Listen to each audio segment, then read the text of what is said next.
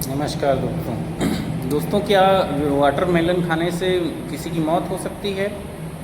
एक अभी बहुत मतलब 25 और 26 अप्रैल की ये खबर बहुत ज़्यादा सर्कुलेट हो रही थी मीडिया पे कि 4 लोगों की मृत्यु वाटरमेलन जो कि तरबूज होता है उसको खाने की वजह से हो गई थी।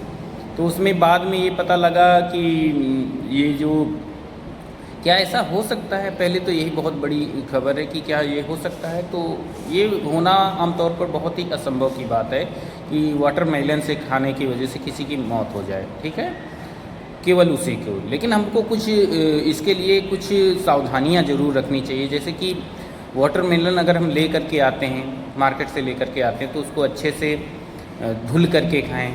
ऊपर से अगर जो चीज़ से जैसे नाइफ़ वगैरह यूज कर रहे हैं तो उसको अच्छे से धुल करके उसको काटें वगैरह। या अगर कहीं मार्केट से ले करके आते हैं और अगर उसको काटने के बाद अगर खाते हैं तो अगर कोई भी टेस्ट में डिफरेंस आ रहा है, जैसे कि आमतौर पर वाटरमेलन होता है तो कोई बात नहीं, लेकिन अगर थोड़ा भी उसमें किसी प्रकार की महक वगैरह, किसी प्रकार की अलग महक लगे या अलग टेस्ट आए तो उसको बिल्कुल भी नहीं खाना चाहिए, ठीक है। तो अब बात करते हैं कि ये केस में क्या हुआ। तो पहले इनिशियल स्टेज में, मतलब शुरुआती स्टेज में ये हुआ कि वाटरमेलन खाने के वजह से हुआ। तो इसमें 4 लोगों की मौत हो गई, जिसमें अब्दुल्ला नाम का व्यक्ति था जिसकी पूरी फैमिली ही ख़त्म हो गई। कह सकते हैं कि अब्दुल्ला डोकाडिया था, उसकी वाइफ थी नासरीन और 2 बच्चियां थी उसकी, एक 16 साल की, एक 13 साल की। तो पूरी फैमिली ही ख़त्म हो गई। लेकिन बाद में जब इसकी फोरेंसिक लैब में जांच हुई तो उसमें पता लगा कि ये रेड पॉइजन उसमें मतलब इनके स्टमक में पाया गया। मतलब तो रेड पॉइजन क्या होता है? तो वो जो रेड पॉइजन होता है वो जिंक फास्फाइड होता है। जिंक फास्फाइड जो चूहा मारने के लिए हम लोग आमतौर पर मार्केट से लेकर के आते हैं वो जिंक फास्फाइड होता है, ठीक है। तो यही जहर है उनके मतलब फोरेंसिक लैब में यही निकला है कि उनकी जो मृत्यु हुई है ये जिंक फास्फाइड की वजह से हुई है। जिंक फास्फाइड क्या होता है कि जिंक फास्फाइड जो रेड पॉइजन होता है, चूहे का जहर होता है, वो हमारे स्टमक में जा करके, कहने का मतलब हमारे स्टमक में क्या होता है, HCl होता है, हाइड्रोक्लोरिक एसिड होता है। तो वो जिंक फास्फाइड हाइड्रोक्लोरिक एसिड से मिलकर के फास्फीन गैस बनाता है। अब फास्फीन क्या करता है? फास्फीन हमारे मतलब जो बॉडी में जो हमारी माइटोकांड्रिया होती है या सेल्स होती हैं, उसमें ऑक्सीजन के लेवल को क्या करता है? कम करता है। बेसिकली ऑक्सीजन के लेवल को पूरी तरह से ऑक्सीजन को मेंटेन नहीं रखने देता। अब ऑक्सीजन नहीं मेंटेन होगी तो हमारे बॉडी की जो सेल्स हैं वो डेड होने लगेगी।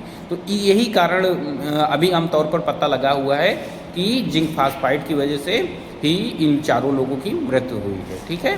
तो ये कोई वाटरमेलन की, जाहिर सी बात है, ये हो सकता है कि वाटरमेलन में ही किसी ने इंजेक्ट करके उन लोगों को खिला दिया हो, तो ये हो सकता है। बाकी अभी इसका पता नहीं लगा है कि किस कारण से ये हुआ है, ठीक है। तो वाटरमेलन से केवल यही कारण हो सकता है कि अगर किसी ने इंजेक्ट करके उसको खिला दिया हो, ठीक है। और वाटरमेलन से आमतौर पर होती नहीं किसी की मौत, ठीक है, क्योंकि बहुत ज़्यादा वाटर की वैसे भी गर्मी में बहुत ज़्यादा बॉडी में ज़रूरत होती है, तो लोग अच्छा खाते हैं। बस ये है कि थोड़ा सा प्रिकॉशन रखना चाहिए, ज़्यादा हद से ज़्यादा भी नहीं खाना चाहिए, ठीक है। तो जिंक फास्फाइड की वजह से ही ये हुई है मौत। और फॉरेंसिक में अब क्या कारण है, किसने दिया है, ये सब अभी अंडर द मतलब इन्वेस्टिगेशन है। पुलिस इसकी जांच कर रही है। अब देखो ये इसमें क्या आता है। एक अभी एक लेटेस्ट न्यूज़ आ रही है कि इसमें कुछ पैसे वैसे का भी लफड़ा है। तो देखते हैं कि पैसे का क्या इसमें एंगल आता है, ये भी देखेंगे। तो अभी तो ये इनिशियल स्टेज में यही लग रहा है कि जिंक फास्फाइड जो कि वाटरमेलन के अंदर ही इंजेक्ट करके इनको दिया गया है, जिसकी वजह से 4 लोगों की मृत्यु हो गई, ठीक है।